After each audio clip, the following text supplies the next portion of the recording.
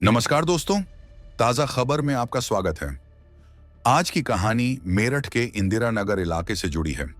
17 मार्च की शाम करीब 7 बजे का समय था।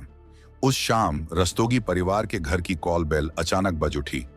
इस घर में प्रमोद रस्तोगी अपनी पत्नी कविता रस्तोगी के साथ अकेले रहते थे। उनके 3 बच्चे थे। सबसे बड़ी बेटी मुस्कान, जिसका विवाह हो चुका था, और 2 छोटे, जो दिल्ली के एक कॉलेज में पढ़ रहे थे। परिवार में हाल ही में 6 साल की छोटी सी बच्ची भी थी, जो मुस्कान की बेटी थी।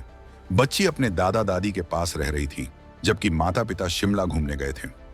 घंटी की आवाज सुनते ही कविता ने दरवाजा खोला। दरवाजे पर मुस्कान खड़ी दिखी। मुस्कान की आंखों में बेचैनी साफ झलक रही थी।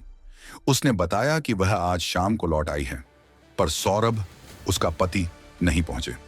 उसने कहा कि सौरभ थक कर सो गया था, जिसके कारण वह देर से लौट आया था। मां की फिक्र देखकर मुस्कान की बेटी ने भी दौड़ते हुए मां की बाहों में अपना स्थान बना लिया। कुछ देर बाद परिवार में हल्की सी गड़बड़ शुरू हो गई। मुस्कान के माता पिता को सौरभ की अनुपस्थिति पर संदेह होने लगा।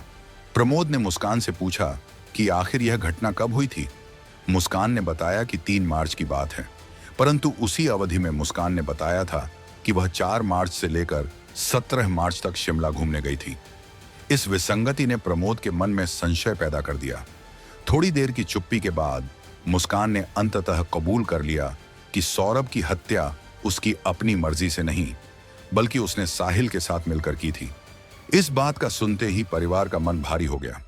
प्रमोद और कविता की आंखों में आंसू आ गए, क्योंकि उन्हें विश्वास नहीं हो रहा था कि उनकी बेटी ने ऐसा कृत्य किया है। परिवार ने तुरंत पुलिस में शिकायत दर्ज कराने का निश्चय किया। ब्रह्मपुरी थाने पहुंचते ही मामले की गंभीरता को समझते हुए पुलिस ने तुरंत कार्रवाई शुरू कर दी। साहिल, जिसे मुस्कान के प्रेमी के रूप में संदिग्ध समझा जा रहा था, को उसकी नानी के घर से गिरफ्तार कर लिया गया। पुलिस ने मुस्कान के घर से सौरभ का शव भी बरामद कर लिया। जांच में पता चला कि मुस्कान और साहिल ने सौरभ के शव को 3 टुकड़ों में काटकर प्लास्टिक की टंकी में सीमेंट भरकर छुपा दिया था। 15 दिन बाद सीमेंट कठोर हो चुका था, लेकिन मजदूरों की मदद से पुलिस ने शव के टुकड़ों को निकाल लिया और पोस्टमार्टम के लिए भेज दिया। मामले में इस्तेमाल हुए चाकू और अन्य सबूत भी बरामद हुए। साथ ही साहिल के घर की तलाशी में शराब, तंत्र मंत्र की सामग्री और अन्य संदिग्ध वस्तुएं मिली। यह घटना 2010 में शुरू हुई थी, जब सौरभ और मुस्कान की उम्र लगभग 11-12 साल की थी।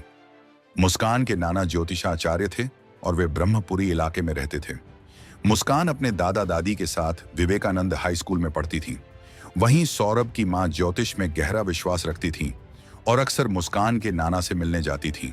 इसी दौरान सौरभ और मुस्कान की मित्रता धीरे धीरे प्यार में बदल गई। मुस्कान का मन सौरभ के प्यार में पूरी तरह खो गया था, लेकिन इस प्रेम में कई अड़चनें भी थीं। सौरभ का परिवार, जो रसूखदार राजपूत था, दूसरी जाति की लड़की को बहू बनाने से इनकार कर देता था। इसके बावजूद दोनों ने समाज की रोक टोक को दरकिनार करते हुए प्यार किया। 14 साल की उम्र में दोनों घर से भाग गए। फिर परिवार ने उन्हें ढूंढकर वापस बुला लिया, परंतु कुछ सालों बाद फिर से दोनों ने मिलकर शादी कर ली। सौरभ ने मर्चेंट नेवी में नौकरी पाकर अपनी जिंदगी बदल ली। नौकरी की वजह से उसे कई महीने शिप पर रहना पड़ता था और मुस्कान अकेले घर में रह जाती थी। पहले दिनों में मुस्कान और सौरभ का प्यार गहरा था, लेकिन दूरियां बढ़ने लगीं। इतने दिनों बाद मुस्कान की मुलाकात उसके स्कूल के दोस्त साहिल शुक्ला से हुई। साहिल, जिसके घर में भी कई समस्याएं थीं, मां की मृत्यु और पिता की दूसरी शादी के बाद वह भी अकेलापन महसूस कर रहा था। साहिल का झुकाव तंत्र मंत्र, काले जादू और आत्माओं से संपर्क करने की ओर था। उसकी यह अलग सोच मुस्कान को भी अपनी ओर आकर्षित करने लगी। धीरे धीरे मुस्कान के रुझान सौरभ से हटकर साहिल की ओर बढ़ने लगे। साहिल की लाइफस्टाइल में उसे कोई अड़चन नहीं थी। वह शराब, गांजा और अन्य नशीली चीजें लेने लगा था। मुस्कान भी अब इन चीजों में डूब जाने लगी थी। उसने साहिल के साथ मिलकर नशे के उस दौर में एक नया रिश्ता स्थापित कर लिया। पहली मुलाकात के बाद दोनों के बीच बातों बातों में रिश्ता गहरा होता चला गया। कुछ दिनों बाद मुस्कान और साहिल की मुलाकातें बढ़ने लगी। एक दिन जब मुस्कान और साहिल ने देर रात तक बेडरूम में पार्टी की, तो अचानक एक अवसर आया। सौरभ, जो उस रात खाने के बाद सो गया था, उसकी नींद में मिली मिली दवाओं का असर हो गया। मुस्कान ने तुरंत साहिल को फोन किया और उसे अपने घर बुलाया। उस रात जब सौरभ पूरी तरह बेहोश हो चुका था, साहिल ने मुस्कान के साथ मिलकर उस पर हमला कर दिया। साहिल ने मुस्कान के हाथों सौरभ की हत्या की। दोनों ने मिलकर सौरभ के शरीर के टुकड़े काटकर प्लास्टिक की टंकी में सीमेंट भर दिया। अगली सुबह ड्रम में सीमेंट और रेत के घोल के साथ सौरभ के टुकड़ों को छुपाने का प्रयास किया गया। मामला और गहरे गहरे पेच में उलझ गया। जब मुस्कान अपने मायके पहुंची तो उसकी बेटी पापा से मिलने की जिद करने लगी। इससे मुस्कान की मां को शक हुआ। अंततः मुस्कान ने पूरी सच्चाई स्वीकार कर ली कि उसने साहिल के साथ मिलकर सौरभ को मार दिया है और उसी रात मंदिर में अपने प्रेमी के साथ शादी कर ली है। सौरभ के परिवार के सदस्यों के दिल टूट गए।